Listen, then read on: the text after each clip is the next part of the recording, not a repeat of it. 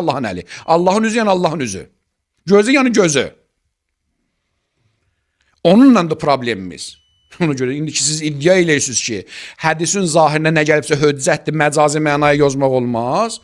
Bunda sizin dediyinizə görə Allah gətirdi, əlin qoydu peyğəmbərin kürəyinə. Yəni Allah Taala indi sizin etiqadınıza görə göy aləmindən gəldi peyğəmbərin yanına, indi Məkkədə ya Mədinəyə nazil oldu. Əlin qoydu, yaxşı. Onda Allah emmişdisə, göydə də Allah qalmışdı ya yox. Əgər qalmışdı, onda ikiləşdi.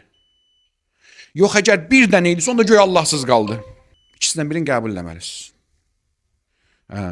Deyir ki, göydə yerdə nə varsa hamısı mən üçün açıldı. Və Allah ayədə oxuyur və kəzzalikə nuri İbrahim mələkutəs səmavati vəl-ard. Nəysə, bizim bəhsimiz budur ki, peyğəmbərə nə öyrədir, nə edir? Bəhsimiz burasındadır ki, Allahı cismləşdirilər. Zahirdə bir cisim kimi gəldi peyğəmbərin yanına, əlin qoydu peyğəmbərin kürəyinə.